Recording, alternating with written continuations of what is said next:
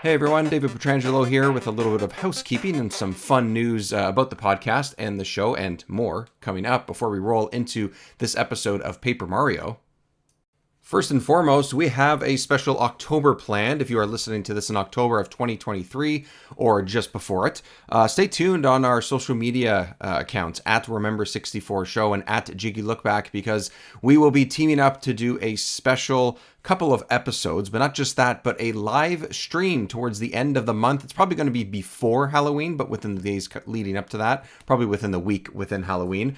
And we're going to be picking a scary/Halloween themed game. We're going to be playing it together, sort of speedrun it in a way together. And we're also going to be doing some giveaways. We might have some games, some t-shirts, some stickers, and all that's going to be on YouTube. The two of us will be co-streaming and we will be having a great time with that. So we hope you'll join us. And again, keep an eye on our social media feeds, as we'll be getting that date out to you as soon as possible. And on top of that, between now, October 2023, until the end of the year, you can help us raise money for our local sick kids hospitals. That is through the donations of Extra Life and the charity of Extra Life. You can find our team. It's called Retro Game Guys, and you will get the link in the show notes as well. We are also team number 65216. Now, that sounds very complicated and everything, but really all it is a place to take you to our team, which collectively, Jiggy and I, will be raising money for, to send that money to our local sick kids hospital. With this, there will be incentives for people to get giveaways, or there will be milestones if we hit them. We'll have to do something silly on stream, for example, or play a really bad game or anything like that. We're going to be customizing that page as time goes on, but as of the first week of October, that page is now live. It is Extra Life. We are the team called Retro Game Guys, and you can donate as little as just $1. Everything will be going to the Sick Kids Hospital and to Extra Life. And as they always say with these types of donations and fundraising, every dollar helps. He has new friends with special abilities. He has new enemies with funky attacks. Welcome to Remember 64, where this week we don't fold under pressure, we thrive.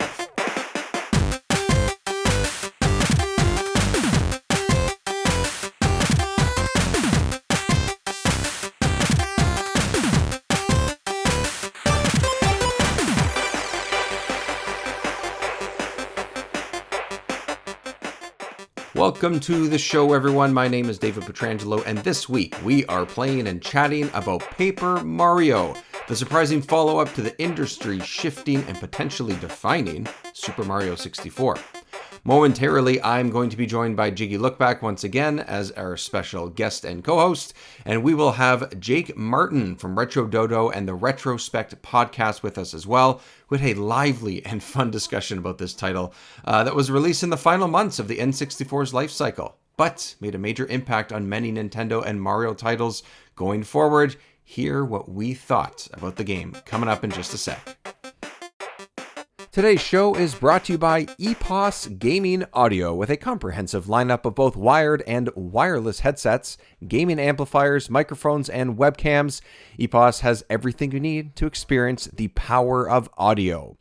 Like their H6 Pro lineup, which features two versions, an open or closed headset. The closed headset allows you to tap into exceptionally detailed audio and seals out ambient noise, while the open version delivers natural, high-fidelity audio with an incredible soundstage. Both headsets include a magnetic, detachable microphone and a sleek design that has no wild RGB configurations, just good design. Listeners can save 15% by visiting www.eposaudio.com/gaming and entering the code EPOSFRIEND15 at checkout. That is EPOS Audio, EPOSAUDIO.com/gaming, and entering the code EPOSFRIEND15, no spaces, no underscores, no points. All of that can be entered at checkout for a 15% discount. A little bit of housekeeping as I let you know once again about patreon.com/remember64show. You can get some extra content, including episodes like this early, and the Patreon will be adding some new features as well. So stay tuned. October, November, December of 2023 is a great time to become a patron for as little as just $1 a month. Stay tuned and follow us on social media at Remember64Show. Well, you will be able to hear and see all of these awesome updates. Also, give us a rating on your podcast app of choice if you get a chance. Spotify and Apple specifically really helps people find the show. And be sure to check us out on Remember64 on YouTube and Jiggy Look Back on YouTube as well. We're doing a lot of awesome stuff, especially Jiggy. I mean, just look at the guy's stuff. It's pretty damn good. Okay, let's bust out the history books, everyone. I'm learning. We're heading back to February of 2001. At the time, Nintendo was ready to make this game with Square Enix after they teamed up for Super Mario RPG, one of the final SNES titles. That wouldn't move forward though, as this was the beginning of the Sony PlayStation Square Enix relationship, as the developers were knee-deep in creating and releasing one of the biggest RPGs ever, Final Fantasy VII. Initially called Super Mario RPG 2 and using the 64DD, Intelligent Systems was handpicked to develop the game alongside Nintendo. Ryoto Kawade, chief director at Intelligent Systems, said in an interview with a now-defunct Japanese website called GSLA, quote, "We tried polygons, but there was too much overlap with the N64 Zelda games, I guess, so we got rejected. So we were using Silicon Graphics as a software tool, but ultimately we ended up dusting off those old Super Famicom tools, using those to create the Paper Mario graphics." Additionally, in an Iwata Asks interview from 2012, it's revealed that the pre-production team built a few different design samples in order to arrive at an appropriate aesthetic. In the end, the look of the game was inspired by an off-the-cuff concept image by one of the artists, Aoyama, who eventually became the series' head honcho. Now, it's one thing to just mention this off-the-cuff concept image, but to see it is something else. So check out our social media pages at Remember64Show. I will be releasing that on there. He goes on to say, quote, "I think that around the time it was trendy to go for realistic 3D graphics on home consoles, but I thought it might be an interesting twist to make use of the capabilities of 3D to emphasize a 2D experience." Now, aesthetic was a big point that we touched on during our chat in this episode, along with the mechanics and story, of course. So you know what? Enough about my voice. Let's head into our chat with Jiggy Lookback and Jake Martin. What will he save the princess? Help! Find out in Paper Mario! Rated E for everyone. Okay, everyone, as always on Remember 64, it's time to, of course, finally talk about the game itself. Yes, we are going to be talking about Paper Mario on the N64. Jiggy is back with me for this episode. Jiggy, how are you, man? I'm here. What's up? Just folding a little paper, just saving the day throughout the Mushroom Kingdom made of paper. The huge. That old chestnut, yeah. But the best part about the episode this time around is that we have a third person. We have another person on the podcast with us.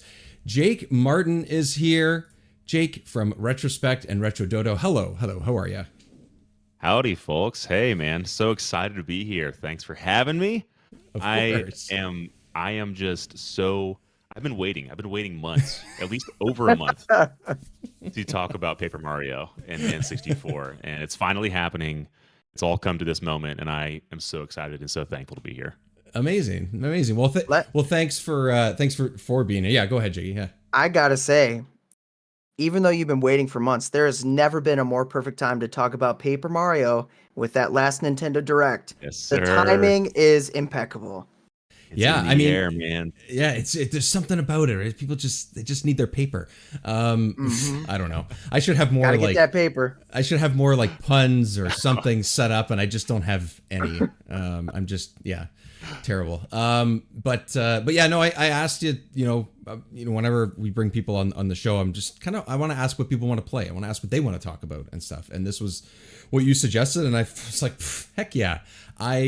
We'll talk about it, but I hadn't played this game until now, so I am my first timer with Paper Mario, which is very interesting. So, Goodness. Before we get into the game itself, Jake, let's talk a little bit about yourself, about the work that you do out there. Let everybody know what you're up to. Yeah, so I have been a lifelong gamer, and in 2015, 2016, I decided to start up just my own little website where I would just write about stuff, and then podcasts quickly started becoming a thing that a lot of people were doing, and I was like, I think I could do this. And my friends and I were always talking about podcasts and video games and stuff like that. So I was like, let's just bring these two ideas together. And so we started a side podcast from that website on BitBlogus, where we would just talk about stuff like every week, news, random stuff like that. And then in 2023, this year, start of the year, Brandon from Retro Dodo reached out to me. He had seen some of my content. He was like, hey, would you want to start up a podcast for Retro Dodo, where it's like retro game themed topics most of the time, and I think it'd be good for our community. I was like, hell yeah, dude, get me on that. That'd be so fun. And so yeah, this year has been a big growing, I guess, time for me, where I am doing it weekly with him, and we're always just talking about very nostalgic retro related things, and it's been a ton of fun.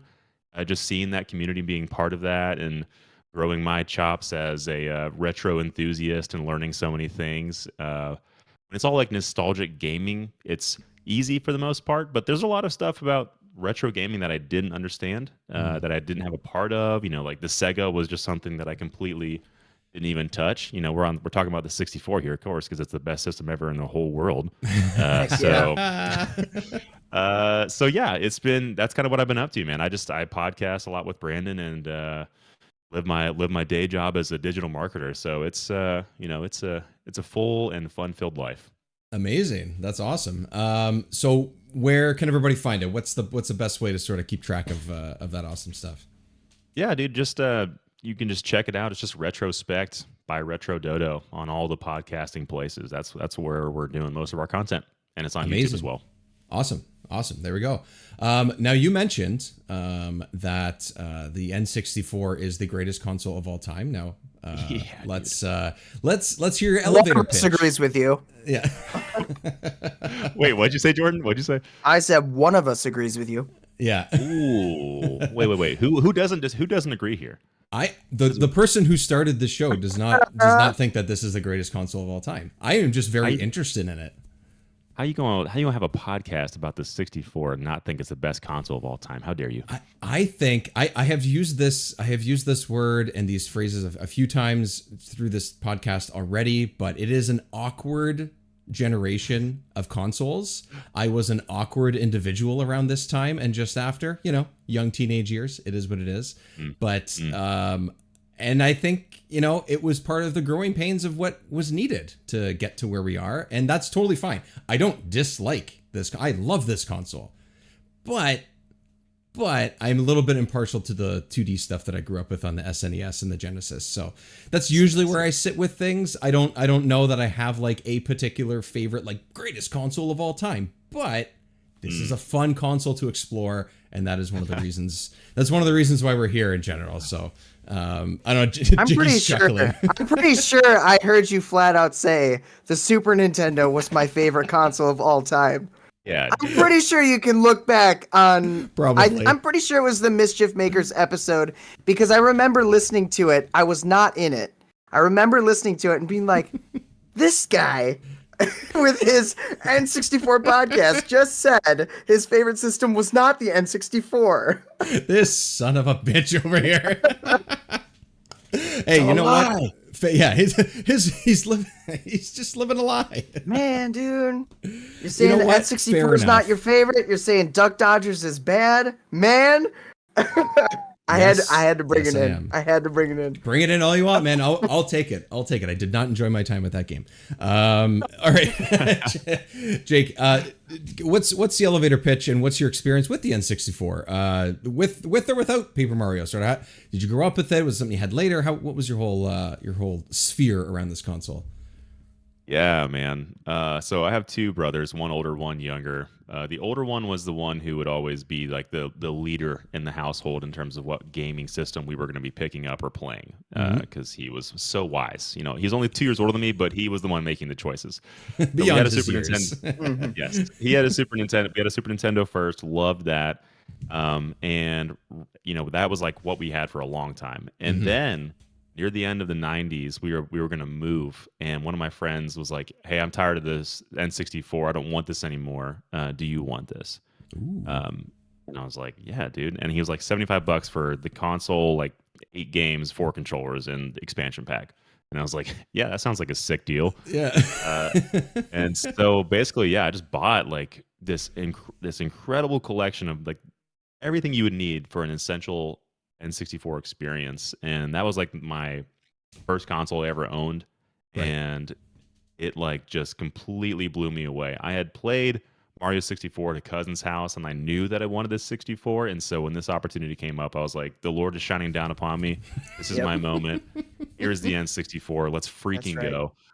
And so we moved, and I didn't have like a ton of friends when we first moved, and so the N64 was there for me in a very pivotal time of like growing up, where I was like, well, I'm just gonna play the N64 while I figure out what life is like in Ohio, and I'm just gonna, try and figure out what games I'm supposed to be playing. And I got to go to Blockbuster so much and rent games, and it was just man.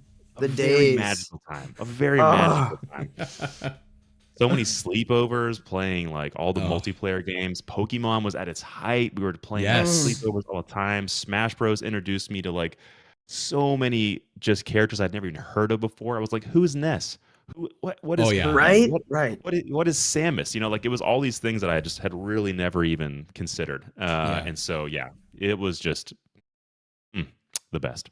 And you must have had like a pretty sick lineup of games to be able to like really sink into, because 4, 5, 10 games, it's somewhere in there. You're gonna have some gems. You must, right? Well, yeah. Thankfully, the friend that I bought from wasn't a ding dong. He was reading the magazines, right? He was all up on Nintendo Power. He knew.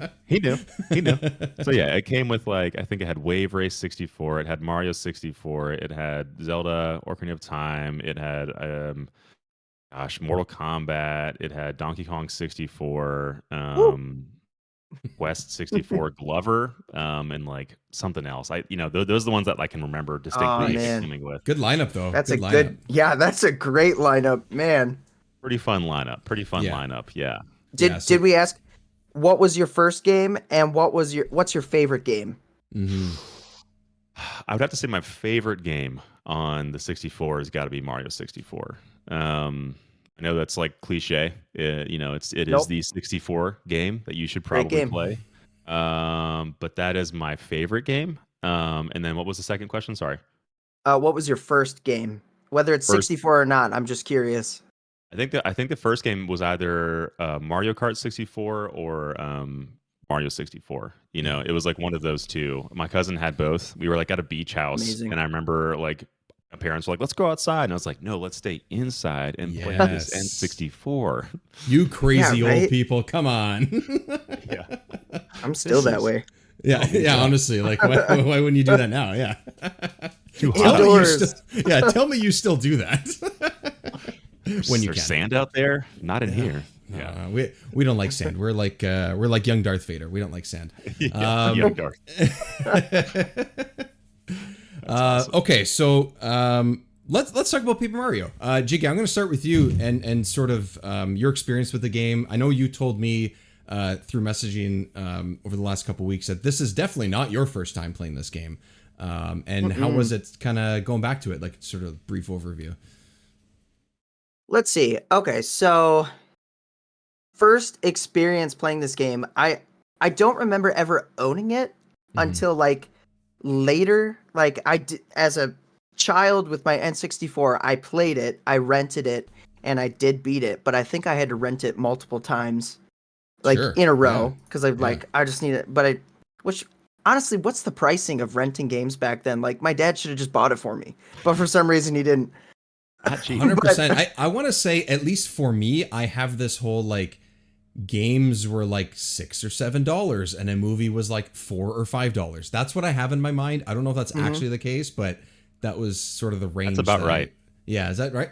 They were more expensive than the movies. Yeah. Yeah. Sounds about right. And only a couple days, only a couple evenings, just like movies were, right? Which is insane, especially a game like this. Like 100% you have to rent this multiple times. Yeah, Yep. it's long. It's pretty long for a 64 game, especially. But I really enjoyed it. And going, I've probably beaten it several times. I've beaten it on the N64. I played it on the Virtual Console on my Nintendo Wii, I think. I might have done it again on the Wii U, to be honest with you. And then I actually did this time to get the full circle. I did it on Switch Online. Mm-hmm. So Very nice. I've enjoyed my experience every single time. The battle system in it is amazing. Like, I just love it. I think it's so simple, it's refined, and the partners you get, in my opinion, Lady Bo is the best. We can debate that. We can argue. And I'm not saying from the perspective of the battle system, but I just love Lady Bo. I think she's just super cool. And you can go intangible, which is pretty awesome, and it sets you up. I just wish you didn't eliminate the next use of that partner. But I love the battle system, the graphics, and the music. I don't feel like the music gets enough credit. It's overall just an amazing game. The Star Helpers, we'll go on about it, I'm sure, but it's awesome. And every time I played this game, I've loved it. And I found myself going back in the Switch Online in particular. I played it everywhere I could, handheld, in the bed, under the covers at night. My wife's like, "What are you doing?" And I'm like, "I'm just playing Paper Mario. Shh, it's okay." And I played it on my big flat screen. Yeah, I'm like, "I gotta finish this by Thursday." I have homework. I'm like, you're doing the joystick. Yeah, exactly. I gotta be honest. I was going through it's not PD Piranha, but it's a piranha plant on Mount Lava Lava. That piranha plant boss that you face, right? And it forces you to use Sushi, right? Because that's your new partner. It's like you got to use him. You got to put the fires out. And just the whole motion of doing the joystick to the left and then letting it go was probably very annoying at 12 o'clock at night. Click. Yep. But I love it. The game is great. I love the aesthetic. I don't know why they ever thought paper was an option, but I love that they did it, and it's so cool. It's got a lot of charm. Yeah, charm is a great way to put it, for sure. I think every character is like that. Okay, so like I mentioned, this is the first time I've played this game.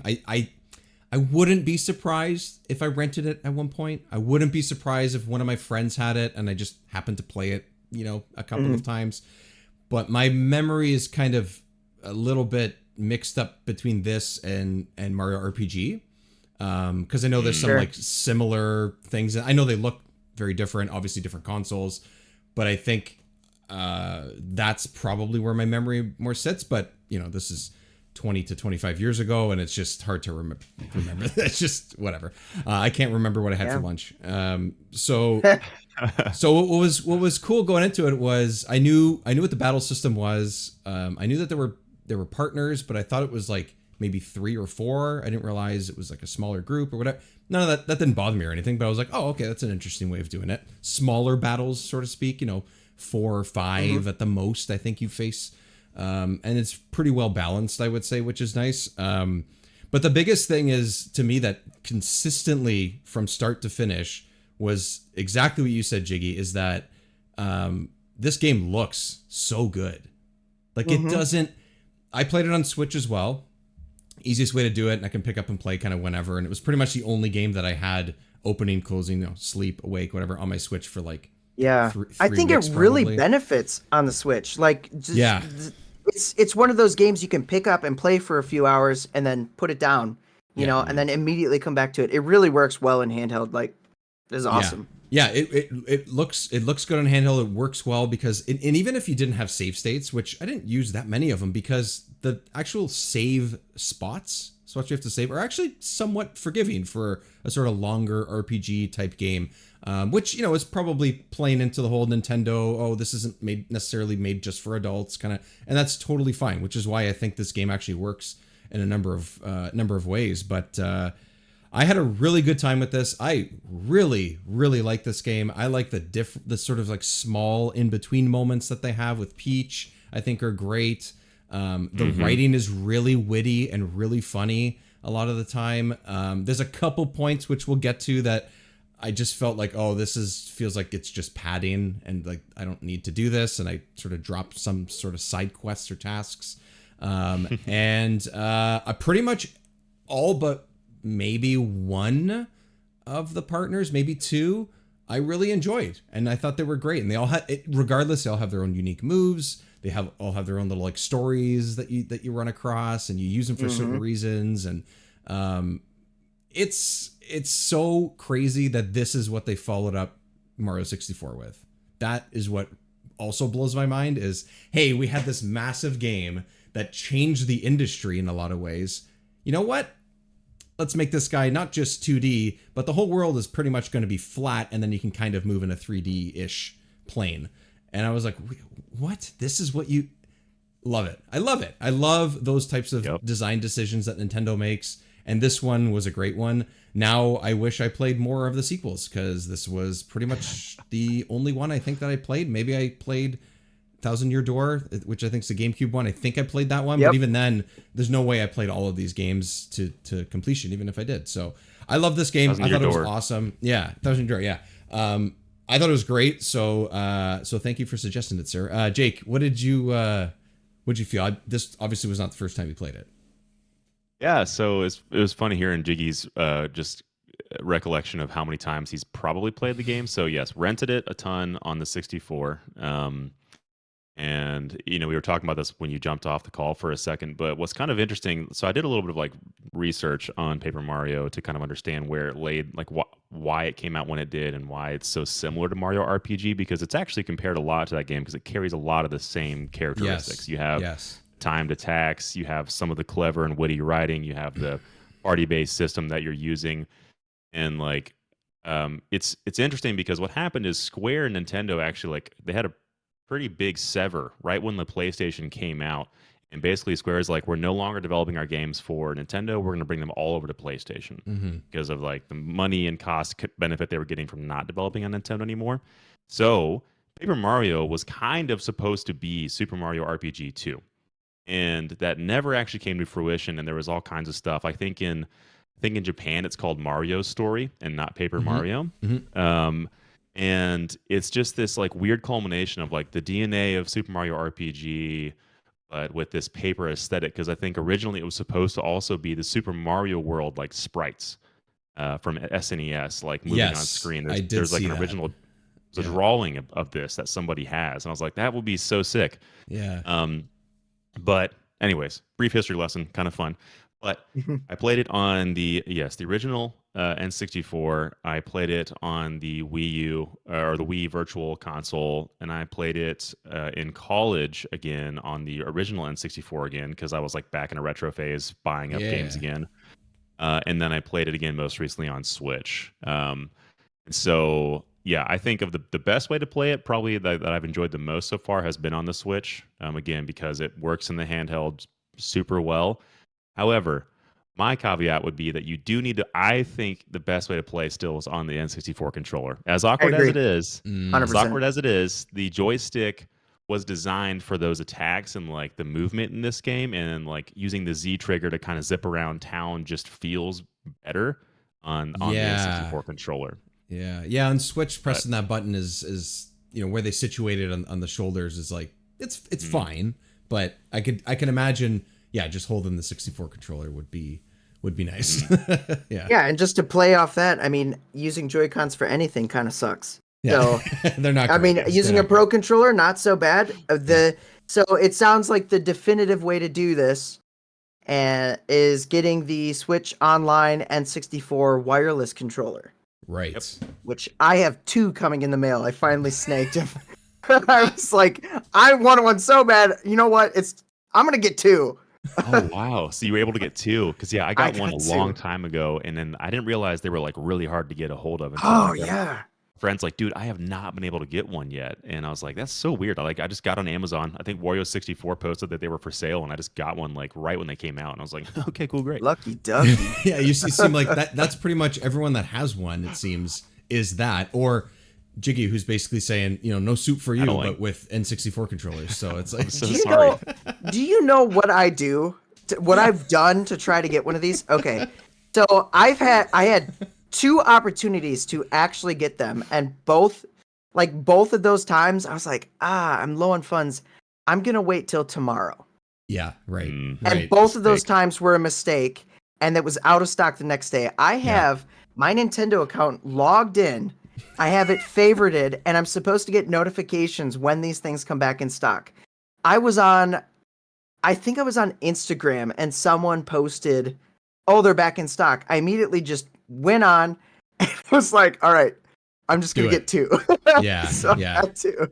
Just knock it out. I did the stock. This is funny now that I'm going to mention this particular console, but I did the sort of sign up and get like notifications for the stock when the mini SNES came out, because it was insanely hard to get a hold of. So I got like a notification when I was at work, and me and the other guy that did the same thing, who actually helped me sort of show me what to sign up for. I can't remember what the name of the site is or whatever.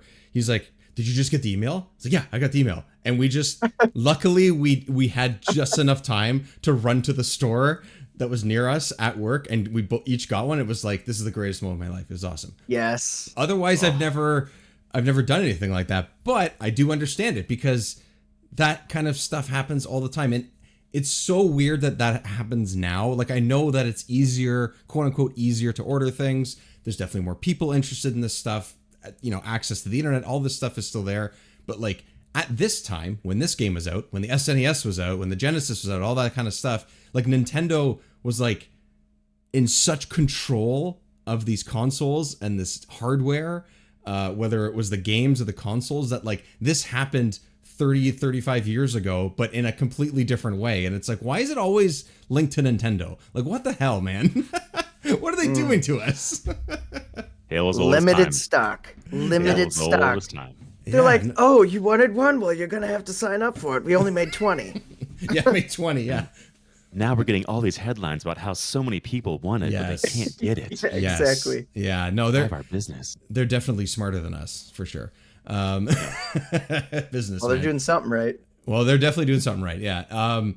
So I want to start with, or I want to actually talk about sort of some of the sort of like the chapters, I think, because we'll get into characters, we'll get into sort of like our favorites of that and everything. But like, for me, I put this on social media as well, and I was just like so excited to get into what's the Shy Guy one? Where is it? It is chapter 4. Toy box. Yeah. The Trials in the Toy Box. I was like, this is such a cool idea. I love Shy Guys. Love the way they look. I like, always their sort of their sound effects and all that kind of stuff. They're always so much. Yeah, exactly. Yeah. I to me, Shy Guys are Super Mario 2. Like, that's sort of where I always sort of picture them in that art style. But they haven't really changed over time. Like, they're one of the characters that always look almost exactly the same. Also in Super Mario RPG. I was like, okay, in a toy box, I'm shrinking down. This is a cool idea. I like this. And then it just ended up being a huge pain in the ass to play this chapter. Like, yeah. I still enjoy the aesthetic. I still enjoyed the boss. You get a new partner every time you go to a new chapter. All this stuff is cool. But going in and out and in and out, trying to remember who's who, where you have to go, give them this thing, they stole that thing, blah, blah. I was just like, oh my God, this is just driving me nuts. Like, can I just stay in the toy box? Like, I just want to be in the toy box. Can I just play with my toys in the toy box? But everything else before and after that, I thought was great. I thought it was awesome. They have so much fun with the aesthetic. They have so much fun with the different areas that you're in. Some of them are sort of you have the desert, you have the lava thing, you have the ice levels. Like, I all that stuff is cool, and something you've seen before, I guess, in some ways. But the way that they put everything together in this game, nothing felt tedious, nothing felt old, nothing felt tired. It was just that one particular chapter, which is pretty much right in the middle of the game, I think. That I was like, is this what they're gonna do from now? Is this? But luckily, it's just that one. For me, anyway, it felt like that was just that one chapter. I don't know if you guys had like a particular favorite or one that you did or did not enjoy. I don't know. Bo. That chapter. That's my favorite. chapter. I love the aesthetic. I love going through the mansion and everything, and it's so much fun. It's so much fun. So it's funny you say that because I wasn't really thinking about it, but yeah, the Shy Guy one, definitely my least favorite. Yeah, that was not great. The aesthetic of it is cool. I like you said, I like the idea of it, but it's so tedious and very hit this switch, make this move, go to this way, and then hit the switch to make it go. And then it's like, wait, which way did I have to hit that switch again? What color did I have to, like, it's, the invisible thing. Yeah, I just find the hate invisible. that Yeah, smack the floor to find the invisible shard, which I didn't know until I looked up what color I had to go to next or whatever. I sort of found that I'm like, oh, I have to slam Mario on the floor to get this random shard. I was like, okay. I mean, I guess it's fine. It's just but. So there's two other moments that I kind of like. I'm thinking like I didn't really enjoy that, and the two moments I'm thinking of are one is actually the desert when you're trying to navigate to the next area and you're just like walking through. It's kind of like they're kind of like empty spaces. You can find a little oasis. That's kind of cool, but overall, I'm like they could have simplified that or made it just not as I don't know. It just a little unnecessarily complicated. Right. And then the other thing was to get into flower fields, you have to get seeds, and you have to bring them to whatever they call them, I don't remember, the flower dude or whatever, and the little toadette. And it's just like if you don't pay attention to where they are in the worlds, you'll have to go back and you have to find them to progress. And that happened to me. True. And I was like, I don't remember which one. So I was like, well, I'm going to look this up because I know I've done it the right way before. I was like, and I'm definitely trying for speed here. I'm trying to finish this game again. And so I'm like, which one did I not get? And so I looked it up. There's only 4, right? It's not like, it's not a huge deal, but if you missed one and you didn't have the resources of looking it up, which we didn't really I guess we kind of did back in the day, but it was more magazine based, I'd say, than online based. But you'd be searching. You'd be going world to world, and you don't move fast in this game, really, when you're exploring, which is another thing. There's no fast travel, and there really should be. There should pipes. Something. The pipes. Oh there's pipes, but you got to know where those are. I stumbled upon those. I had no idea there was any fast travel. I saw those like brown squares beside each sort of like stage. I was like, what are those? Do I plant something Sometimes there? They're blocked. Sometimes they're color coded. You're like, what does that even mean? Where am I took this one?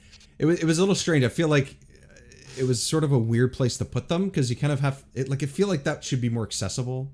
Like I want to jump from place to place. Like why do I have to go through like 6 different screens just to get to like one, right, and then I have to remember which one I have to go in. It's not the end of the world, but it's just small dated design, I think, is all it is, and that's is what it is, I guess. I don't know.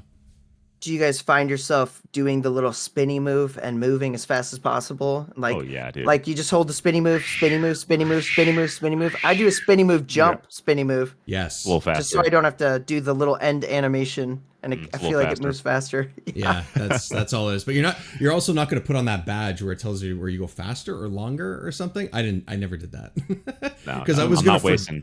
I'm not going to waste badge space, and also I probably would forget when I got to a battle and be like, shit. Yeah, and then you need it. Yeah. You're fighting the big Koopa bully guy that wants to take all your money, and you have that badge on. You're like, great. I think for me, like one of the more like the parts I didn't like the best was the jungle actually. Having to use Sushi, like I don't like Sushi's abilities. Yeah. And then having to find the Yoshis everywhere, I was just like, okay. Like that whole part in the village, I'm not a fan of. But then when you actually get to like the actual temple after that, or like the boss area, that's fun. But like that lead up, I didn't love. Shy Guy, you're right. Absolutely just garbage. But I think like what I really appreciate about Paper Mario and the way that they built this game or designed it is that the lead up to each of the new areas really was intentional. They really wanted you to go back into Yeah. Toad Town and like talk to somebody, and they were going to give you an obscure clue about like, okay, you need to go over here and talk to this person, and you're like, okay, and like the mystery like kind of unravels. You get like the ability to travel in there, and then there's just more to do to actually get you to the next star piece. And it's just this kind of fun little journey through these little environments. And I feel like you meet a lot of pretty memorable characters along the way. So like when you see them at the very end, it's a Mm-hmm. bit more touching. You're like, oh yeah, I remember when I went through there and I talked to those people and, helped them with all the fuzzies in their town. Like it's just kind of yeah, like I think they did a really good job of making the approach to each new area a little more interesting. Yeah, I think like I think it builds to, even if some of the tasks that they give you sometimes are like side tasks and you don't necessarily have to do them Yeah. right away. Like the mail delivery thing, like I started doing Mm-hmm. that and then it just kept going and going and going. I'm like, okay, I'm not gonna keep doing this. I don't even know what it gets you. Do you guys even know what it gets you? Like if you get to the end of it, because you basically are just the messenger between like 2 or 3 characters constantly. Probably a star piece. Probably a star Probably piece. a star piece. Yeah, probably Yeah. like 1 star. I would have been like, screw this. But it was fun. But to your point, Jake, is that like you are getting to know a couple of these characters that you're even for something like a tedious task like that. I was like, oh, I care to get these people their correspondence when they're in different towns because they're just trying to be friends from a distance and they have no other way to do it. Why wouldn't I want to be a helping hand? I'm Mario, for Christ's sake. Why wouldn't I want to be that character? Why wouldn't I want to be that person? And then every time you have the Koopa, the mail delivery Koopa beside you, keep forgetting his name. Harry? Yeah. Parakarry. Yeah. I love the way he looks, by the way. He looks like an old like sort of fighter pilot with his like leather cap and everything. I love that. And his little satchel. Also, I found his moves really fun to use, but we'll get to the characters in a sec. Anyways, I just, he has a little bit of a personality. He's like, oh, a mail carrier's day is never done. Like things like that. I'm just like, oh, this guy's great. He just loves his, yeah, yippee, neato gang. Like he clearly doesn't know how to do his job well, so why not help him? I guess what it was. Keep dropping your letters, bro. Yeah, what are you doing, buddy? Like, come on. And also, you just gave up finding them? Let's go. Come on, you can fly. Why am I the one getting them for you? You could get a bird's eye view, literally. But it's true. Those lead ups into it, might not be like the highlights when you really think back to it. Like, you're thinking about your partners, you're thinking about some of the boss battles. We're talking about sort of our favorite sort of, I guess you can call them dungeons, I guess if you want to call them that. Those are all, to me, the highlights. Like the dungeon areas are all just really fun and really cool. But those little moments, those dungeons and those characters, it wouldn't matter if you didn't have that build up. So I think that's a really good point. It's my really long-winded way of saying, Jake, you're absolutely right. Thank you. Yeah, thank you. But it's crazy. It's crazy to think about the chapter where like that one feels the most substantial in terms of like the lead up, because you're going through the haunted forest first and you have to like figure out the patterns of like the bushes around it to get to the actual haunted mansion. I love that. Yeah. And you're in the mansion, and then you find Bo, and then you have to go to Bubba's place to like actually fight him and like save the ghosts. And it's just like this whole very long, like I feel like meaningful quest. And I was like, that's a good one. That's a good chapter. Yeah. And Tubba Bubba is kind of like, he's like, I don't want to be this way. Like he's just like the the softy, the big softy is pretty much what he is. And I love that, where it's like, in cartoons they'll have the really big guy that's called Tiny, but really he's just a softy. Like I love that kind of stuff. I immediately think of one of my favorite Disney movies, which is Emperor's New Groove. Kronk is probably one of the greatest characters ever. And the poison. Yeah. Oh, the poison. Patrick Warburton Yeah. is the like definitive voice actor in my mind. I just love him. And if you've never seen the live action Tick series that he was the Tick, It's Actually, fantastic. It's just a yeah. lot of him yelling the stupidest things, and he's like, you know, that's Patrick Warburton. That's my impression. It's He's brilliant. That's really good. It's brilliant. Yeah. That's great. High five. If anyone's a Seinfeld fan, high five. What's with the high fives? I don't understand. Yes. So, and then also before we sort of talk about like characters and stuff like that too, or I guess as we talk about characters, sort of the side chapters, the Peach stuff, the Peach adventures. I think those are really cool. I Yeah. think they're fun. I don't know if this is the first time that you get to really play as Peach in a video game outside of like Super Mario Bros. 2, but it was I feel like it was really meaningful, and I love the little like sneak around mechanics, like kind of the stealth mechanics you had to employ. Like I loved that. It was an investigation. It felt totally different than Yes. Mario's gameplay, which I did appreciate. And I will say that you do like a trivia quiz at one point. You're like doing it against the Koopas, and they do not have like you have to just hit the button so you can answer because it's like 2 seconds. I found myself like reading the question on the screen, and by the time I could even read the question, they were already buzzed in answering it. I'm like, geez, and I'm not a slow reader. I'm a fast reader, okay? Oh, I'm a slow reader, man. nuts. Me and my wife go back and forth all the time where it's like she can read like 3 books a day. I can read maybe 3 pages a day. Like that's my level. I'm Yeah. already done with this book. Yeah, she'll say like, "Oh, this book." I said, "Oh, how we'll be somewhere or she'll be reading a book and be like, "So, how's the book going? How's?" She's like, "Oh, I'm really liking it." Okay, so you on to the 4th one now? She's like, "No." I'm like, "Well, you're a fast reader. What do you like? What do you want me to say? I don't know how you I don't know how you do it. I don't know how you people do it. No, that's fair. The Peach stuff is really fun because you're right, Jake. I don't know if you can play as her in any other way. I should look that up, but this could be and it's simple, but simple in a good way. You know, like you said, Jiggy, they make you do something different with her, and I think that's awesome.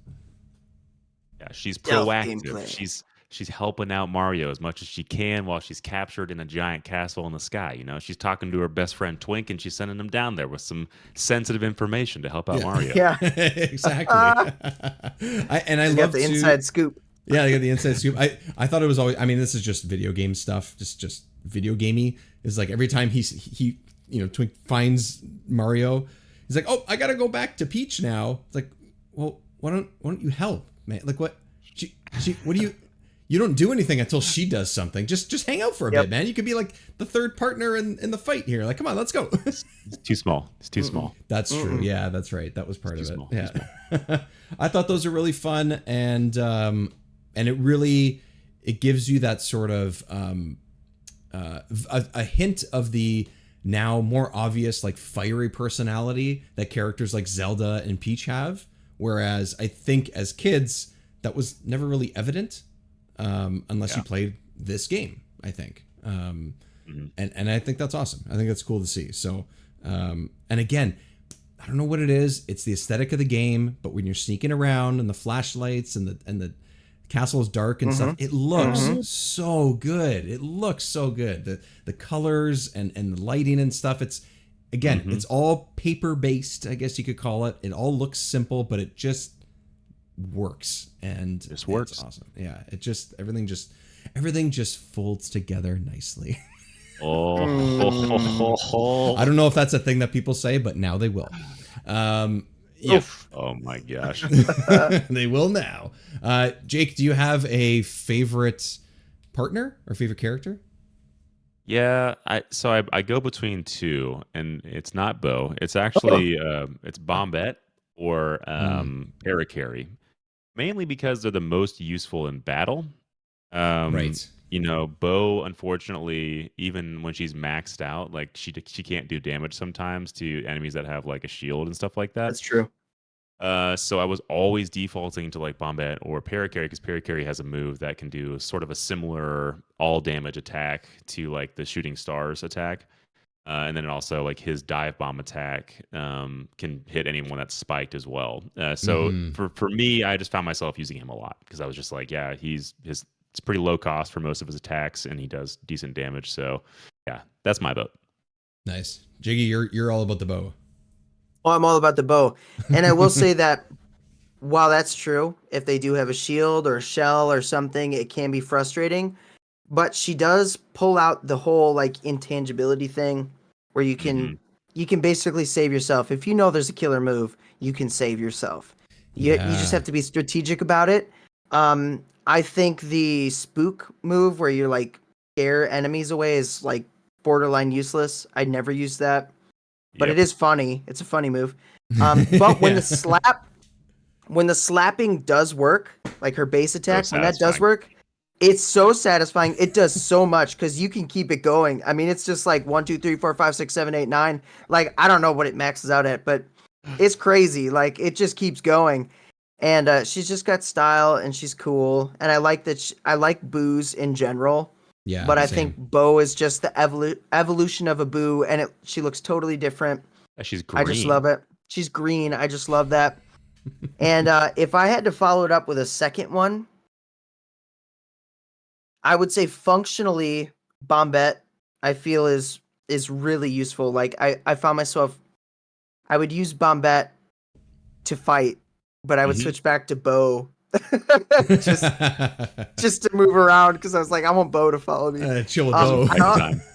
I also like Watt. I like Watt just because I like the design of Watt because it looks like a little sun to me. I don't. A little light bulb just floating It's around. a little light. Yeah, it's a little light. He's just so sweet. He's cute. So He's sweet. cute, and he can zap things. Like, what more do you want? Yeah. What about you? I think I'm a little torn between Parakarry and Cooper actually. Cooper's the second one. Too. Second one you get. I just it does come down to the battle mechanic, I think, when it comes to these, because similar to Para, Cooper can hit most characters. Not everybody. I know they want you to switch no matter what. Like, no one's going to be perfect in every scenario, but just being able to hit everybody, you back that up with your hammer that can smack everybody, the Quake hammer, I think it was. That's a great combo, and I really liked that. So if you get that early hit, then you can sort of at least take away the guy in the front first, and like those little things I think really helped. And then Watt, I think, would be my. Part of it is the look. I think I love the character designs in this game, and I do think that Watt's this little baby light bulb or baby sun is sort of what it looks like. Because he's got a little pacifier in his mouth. Is that what that's supposed to be? I think that's the end of the light bulb. Yeah. It's the end of a light bulb. That makes sense. But it looks like a pacifier to me. I thought it was a pacifier, and he was just a baby. Or it's or you know what? Honestly, He's a little baby. It's probably both. I think that's the idea. It could be any of them. I don't even know what he is. It's when I look at the image right now, it's hard to tell, to be honest. Yeah.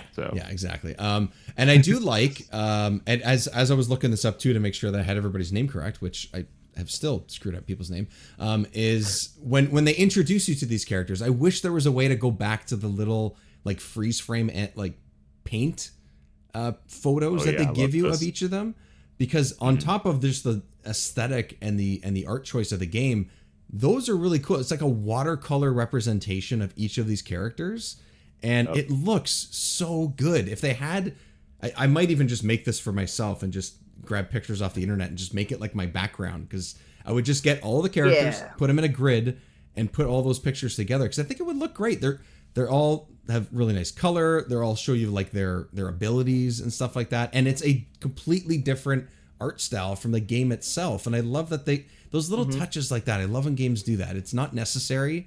They didn't even have to show you a picture. They could have just given you text and button prompts, and that's it.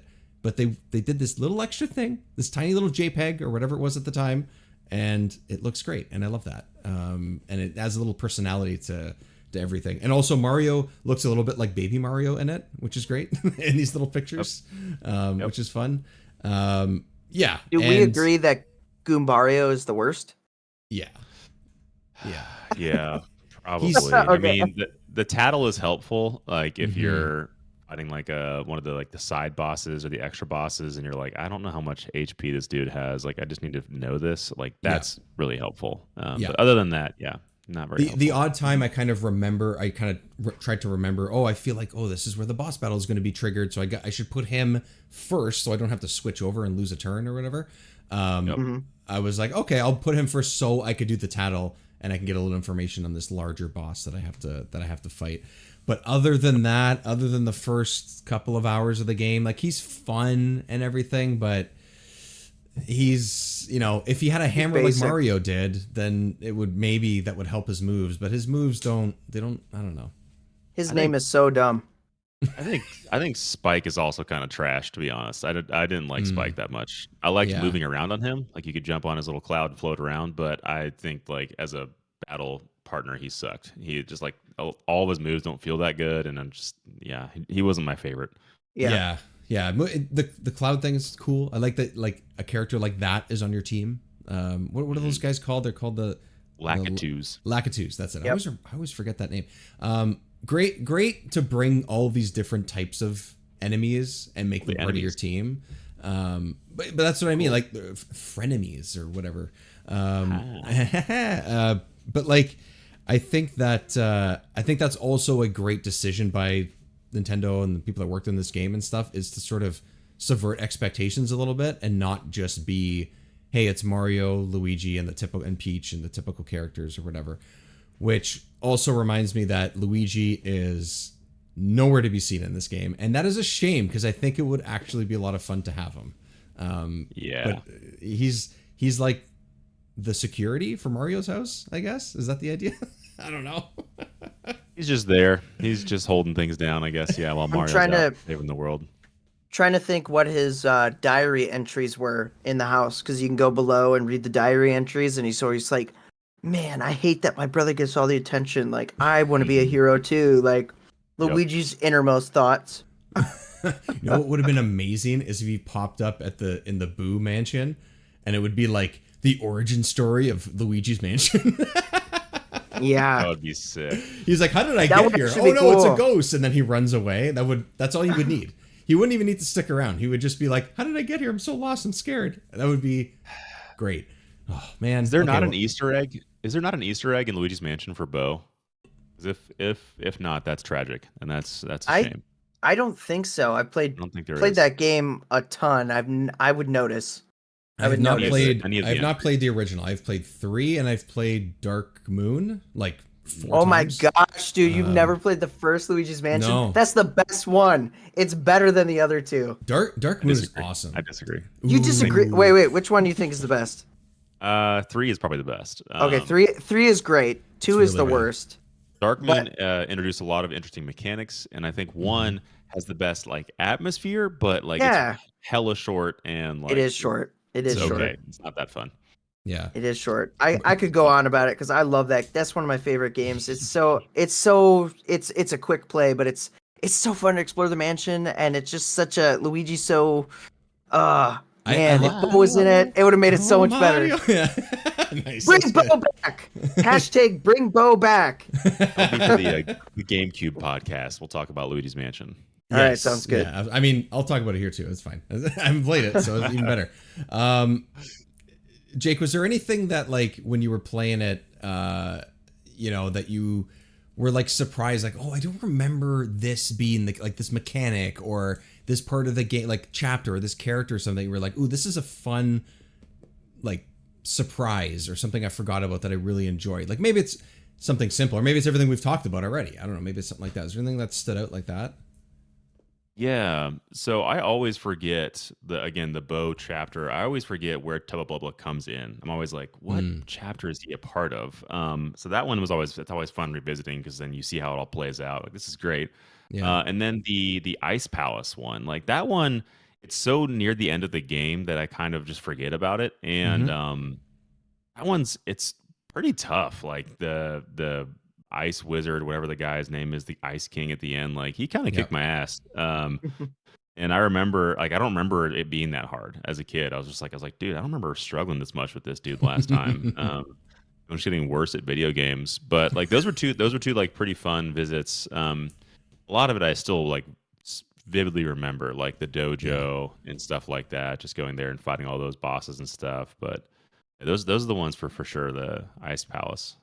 Yeah, Ice Palace was the difficult one for me, for sure. I don't know if it's just because it's late game. I don't know if that has something to do with it. But most of the time, the bosses and stuff, I got bumped around a little bit, but I had enough equipped that I was usually okay to survive and got through it without too much stress and didn't die too much in this game.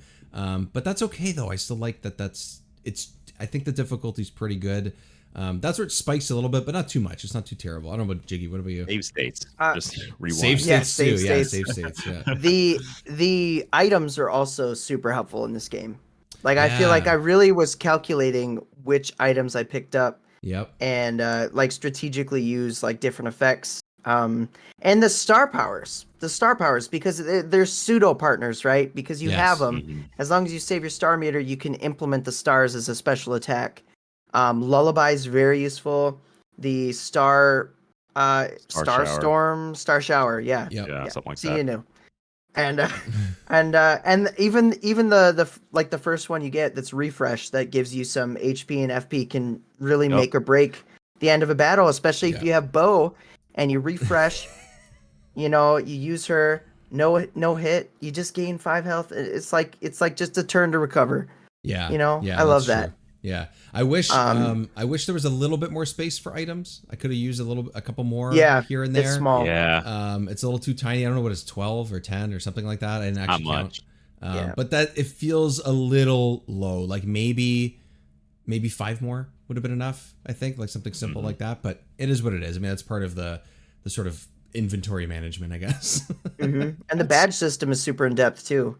It is. I mean, just like mapping out what badges I'm going to place on. And that kind of leads into the leveling up system. Yeah. With gaining experience. And there is the specific guy that you can go talk to. And he says, oh, I could raise a stat. Which stat do you want to raise? But he doesn't tell you that. He's like, oh, you might find, right as he leaves, he's like, you might find one of your other stats maybe changed a little bit too, but I don't know. See you next time. And he disappears. Can't do anything about that. Sorry. Yeah. The first time I did that, I was pissed. I was I wanted to just even Stevens, like balance my character, Yeah. I don't really remember. Threw off my groove. Speaking of, I don't remember what I picked when I went to that guy and gave him my 50 coins or whatever it was. But I should have seen it coming that it would have been, it's too good to be true kind of thing. Too shady. Yeah. It's too shady. Literally like He in the looks shade. shady. He looks shady. He's literally shady. His buddy sort of like warns you, about the spell or whatever. And I'm just like, I should have seen that coming. And then I think I either picked the star power I think I picked firepower because at the time I didn't upgrade it yet or something. And I was like, oh, I need that. And then it knocked my health down. I was like, you son of a bitch. But I'm kind of swearing at myself, like I should have seen that coming. I should have known. You got me. Farted again. I think the leveling system is actually super refined, and I think like just enough for me to like enjoy it. Because sometimes you get into RPGs and you're like, dude, there are way too many stats and things for me to worry about in here. Like the fact that it's pretty streamlined, I actually like a lot. And I do think that the smaller numbers that you also see in this game are pretty helpful and like easy to comprehend. So you're like, okay, cool. I only have 10 HP and these guys are doing like 1 damage, or like, Mario needs 100 star points to level up like every single time. Like that is nice to like always have it like in the back of your head. You can like look at it and see, you're like, okay, cool. I kill a few more guys, I'm going to level up, boom, boom, boom, boom. Where like, in Final Fantasy games, you're always checking your stats panel and you're like, where am I at? And like XP, like, do I need to Right. What move do I need to do? Like, I'm playing a video game. I don't want to do math. Yeah. Man, what is this, Elmo's number adventure? Yeah. Oh, we'll get to that. I'm counting on it. Yeah, we'll get to that.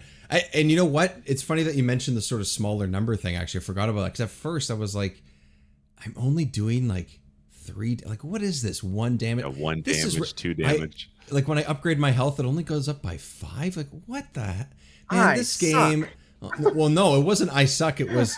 This game thinks I'm a child, and in some ways it kind of should, right? But then I sort of got to that about the time that you would get to the end of the first chapter. I was like, you're right. The simplification of it doesn't make it less than. It actually just helps you focus on what you need to focus on. And the simple numbers, the increments of 5 and going up to 100 to level up, that's all you need, and simple enough, right? And they keep it consistent all the way through. It's not like all of a sudden, hey, this guy's doing 45 damage. It's just, and you have no chance. It's always, anywhere between 1 to like 8 or something, like sometimes 10 if you really get smacked hard or something. And that's it. And it somehow getting hit by like 4 seems significant.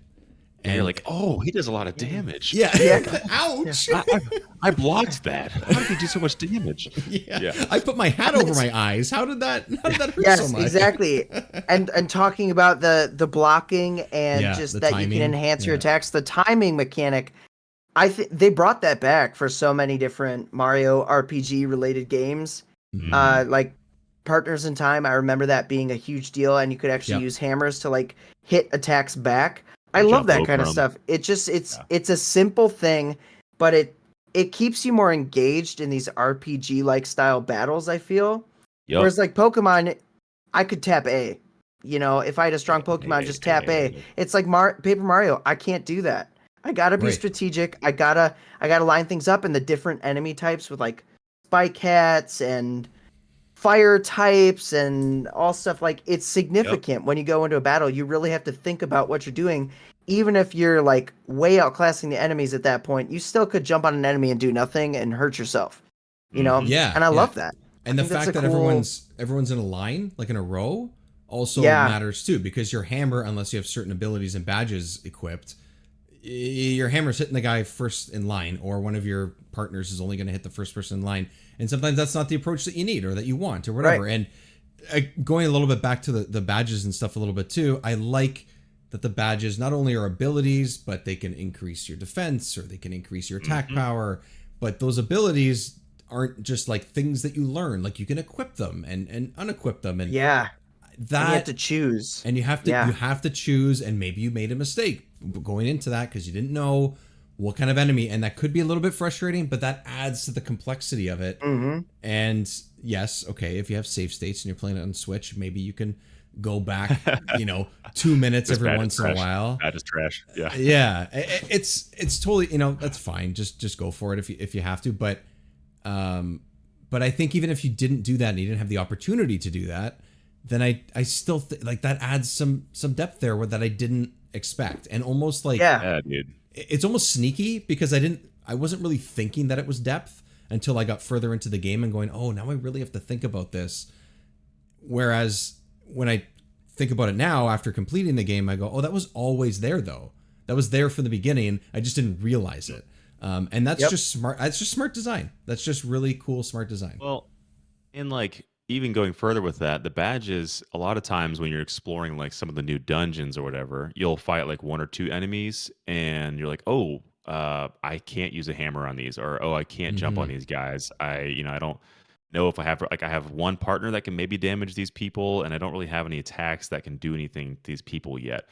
Then you'll find a badge in that same dungeon that's like, hey, allows you to jump on spiked enemies, or, it does, this much to people that are hanging from the ceiling. Like, you have to kind of, like, you have to battle a little bit to know the landscape, but then you can like equip as you go through it. You're like, okay, I'm going to take this off and put on these ones that allow me to jump on people and, do all kinds of stuff. So like, I think, like the simplicity starting at the front really benefits. And then like, as you move through it, it teaches you and gives you the advanced, I guess, badge matchmaking that you want if you want to really go into the meta, which I do. I like to like figure out the most optimal build. So I was doing like so much damage per turn with like all like the all or nothing badges, and like I was kind of playing it risky, like all FP, low health, and just like freaking waxing all the enemies. Okay, like, interesting. Taking them out in like 3 or 4 turns, and I'm like, hell yeah. That's an interesting build, because I would never do that. I went in and I was like FP recovery, heart recovery. I was like resistance to spike, like anything that could give me basically where I could go into battle and attack anyone with my jump attack. And then I would use the, I think it's called the power bounce, not multi-bounce. Multi-bounce goes across enemies. I did power bounce, so I could just nail the same opponent. As long as I got the timing down, I could just keep going. So that was my high risk, high reward, because it was like, I could use some of my FP, but it could pay off, and I could get. And oftentimes I would get like 2 jumps, and then I'd miss the timing. I'd be like, oh, No. Yeah. gosh dang it! Yeah, I'm the glass cannon all the way.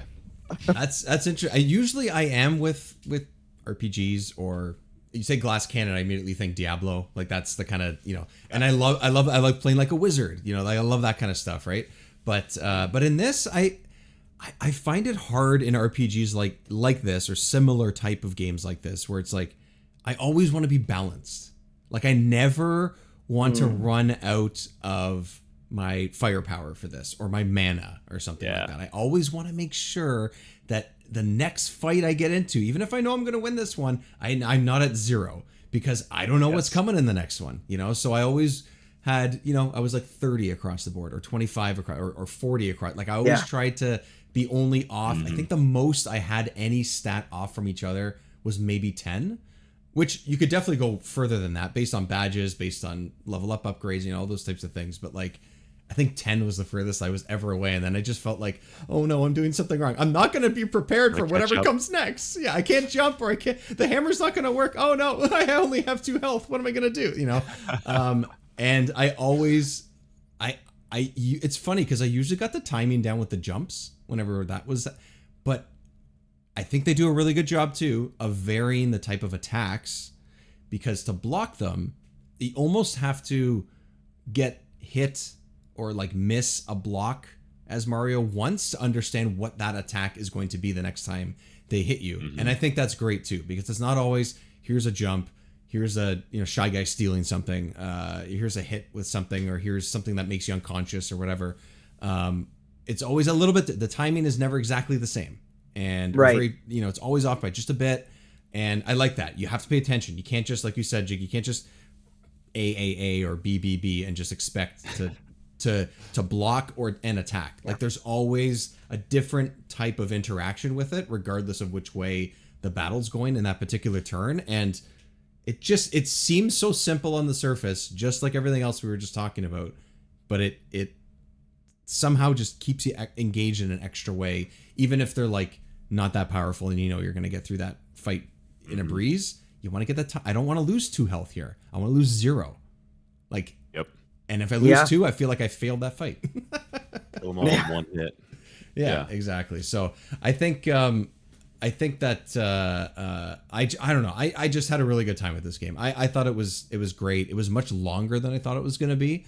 I honestly thought that, like, pretty much based on the amount of time I spent on the game, and yeah, I did a lot of like the letters back and forth and stuff, but pretty much by the time I was done with the toy box, I was like, oh, that's probably the second last or last chapter. And then there were still a couple more. And then there's all the Peach stuff in between. I was like, holy shit, this game keeps going. This is great. Like, I was genuinely surprised. It's like a 20-30 hour game, maybe, right? Something like that. Yeah.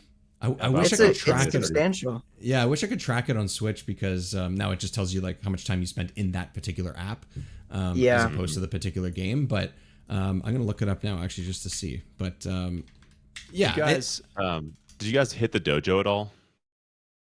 A little bit, not as much as I wanted to. Yeah. Yeah. That's a fun little side boss. I didn't do all the side missions in this one, but the dojo I feel like is always worth it, just because you can kind of test your mettle. But again, back to just really quickly about the glass cannon comment. I only run that once I'm familiar with the game, because like I'm playing Sea of Stars right now, which actually has inherited a lot of Paper Mario's like essence with like the timed attacks. I hear that's excellent, that game. Yeah. So good. But I don't know what I'm doing. I don't know what I'm getting into. So I'm doing like the kind of all equal stat approach, where I'm just like, I'm kind of low on defense here. I'm kind of low on mana here. I'm just going to kind of bump these all up as I go along. And that seems to be working fine for me too. So nice. Yeah. No, that makes sense, because you want to, the risk reward is almost too risky if you just go in face first and have 5 HP for 10 fights. It's just too much. So How Long to Beat, at least, has an estimated main story with no extras 23 hours. So 20 to 24. Probably 20 to 30. Yeah. Yep. And then it says completionist, which would be everything, all the side stuff, dojo, mail, all that stuff. 33 and a half hours. So that, 20 to Nice. 30, like you said. So Perfect. That's perfect. Yeah, it is actually a really good, I don't, it's fine.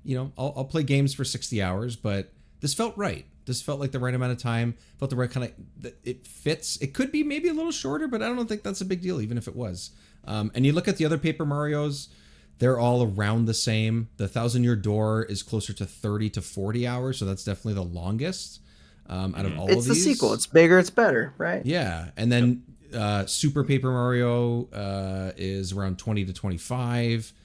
Paper Jam, the Mario and Luigi one, is closer to 30. So it's still pretty good. They have a good amount of time in this, but this timing felt right, and it felt right to play it on the Switch. I played it completely handheld. I don't know about you guys, but I played it completely handheld because it was just easy to pick up and play. Although because I just didn't have my dock set up, and I was just like, I'm lazy. I'm just going to stay on the couch instead of going to set it up. Although this game would look really good on a big screen because of, like we've said, I think it pops. The colors, the Holds up. style. Yeah, it 100% holds up. Does hold up. Really well. Really, really well. You can definitely not say that about a lot of N64 and PS1 era games. So Nope. It's actually one of those N64 games that you play and you're like, wow, this looks really good. Like I said that out loud. Yeah. I don't say that about any N64 game. It's very stylized. It looks very good.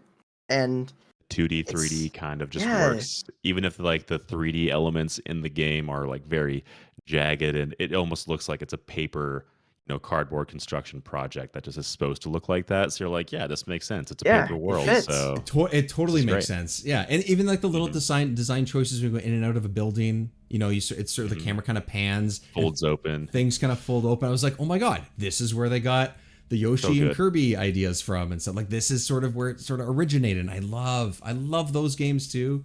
They're full of charm and personality and everything. So I think overall, Jake, thanks for picking this game, man.